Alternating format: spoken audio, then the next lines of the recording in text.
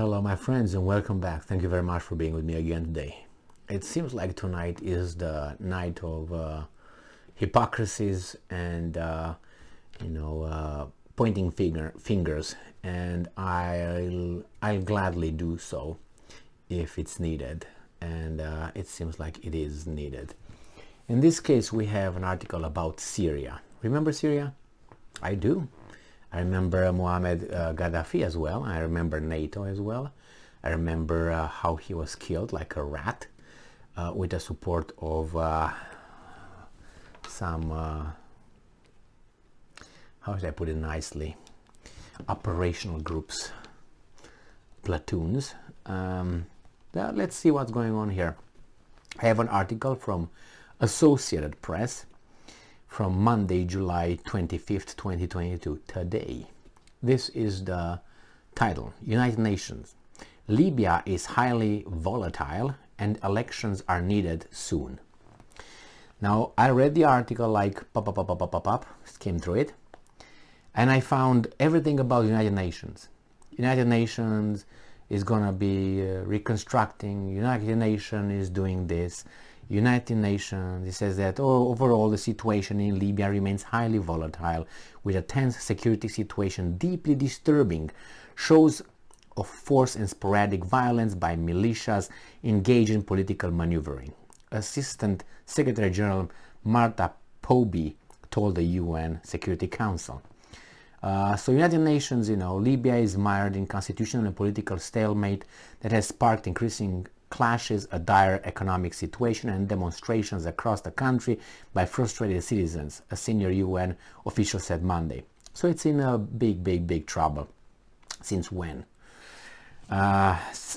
She also cited a dispute over leadership of National Oil Corporation and serious human rights concerns, including the reported arrest by armed groups of dozens of protesters who took part in July 1 demonstrations decrying deteriorating living conditions and demanding progress on elections.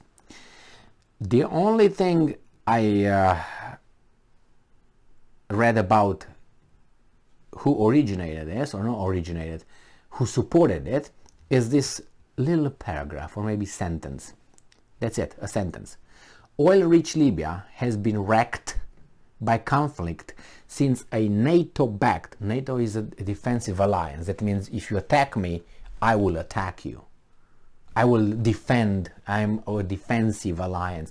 I'm not offensive. But we hear here somehow that oil-rich Libya has been wrecked, that means destroyed, by conflict since a NATO-backed uprising toppled, that means overthrew, violently killing people, bombarding, So NATO supported this group, killed longtime dictator Muammar Gaddafi in 2011, right? So NATO destroyed this country, helped destroy it, and then disappeared. So took a shit like it did in Iraq, like it did in, it tried to do in Syria, it did in Afghanistan, and then just disappeared. That's all. That's all. And then we have here, the rest of the article is about United Nations, trying to rebuild, trying to do this, trying to do that. They remain to contact with both sides and urge them to bridge this gap. So they remained to clean the shit that NATO, the defensive alliance, left on Libya. The country is wrecked. You can go and check their aqueducts. The greatest, I think, one of the greatest engineering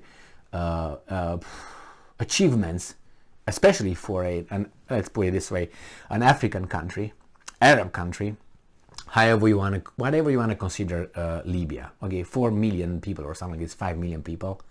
Look at their achievements with the water that they supplied.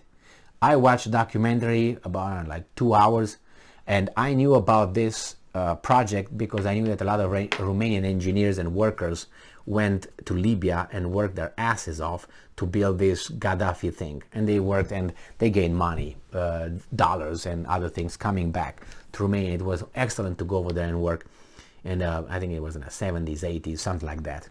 I know 80s, but nevertheless. This is what happens. Now it's they have water, go and check it out. Oil, who gets the oil? So this country was wrecked by an uprising supported by the defensive organization NATO. And now where is NATO? They just destroyed it, messed everything, killed the guy, and then went back. Sounds familiar? How about Ukraine? What do you think will happen with Ukraine after Ukraine is destroyed? Ukraine, look at Libya. That's you. That's you.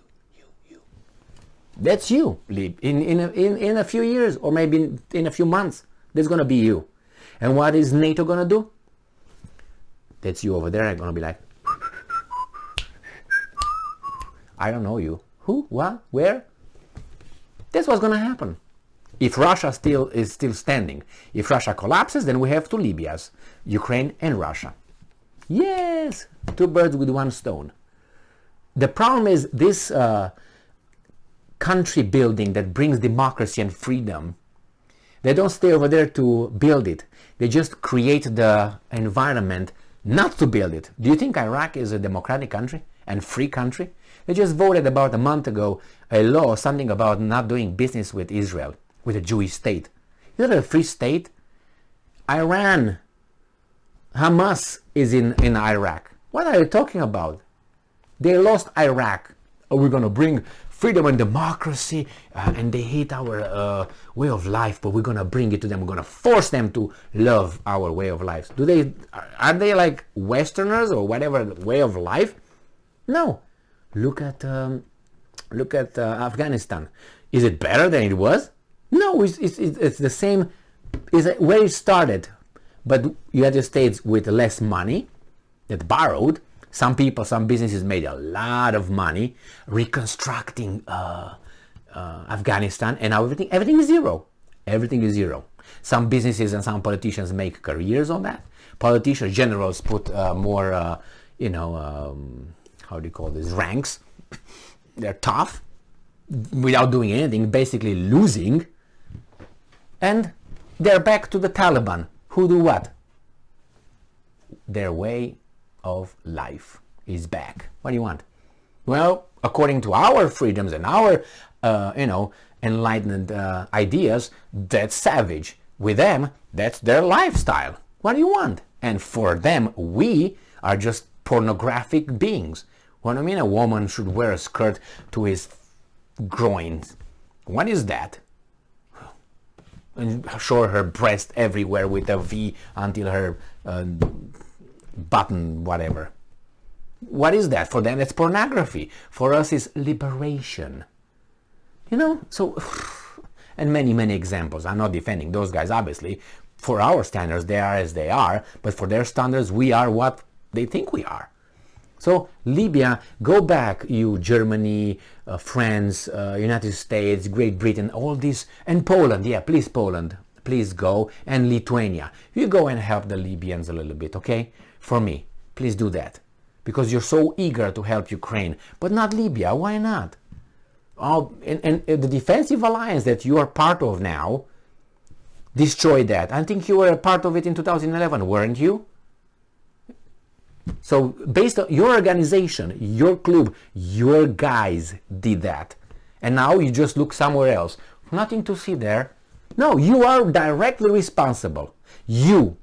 Nobody else. We can name the countries. It's not like the Europeans. I don't want to hear that. Hungary is in Europe. Romania is in Europe. They did not participate over there. They were members of NATO.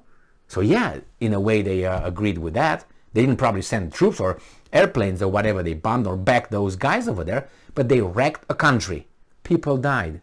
Imagine that you are in Libya right now. Would you like to be over there? What would you say? Thank you, America? Thank you, NATO? Is that what you're going to say? I bet you want to say it. You wouldn't say that. So yeah, responsibility? None. So what makes me think that Ukraine will be different? And I have examples, as I mentioned, at least 3. 4 if you want Syria. They were not invited, but they just showed over there. So why would I think that this is going to be different? The pattern is already 4-0. This is going to be the 5-0. Thank you very much for being with me again today. Stay strong, stay smart. look for the truth and be just.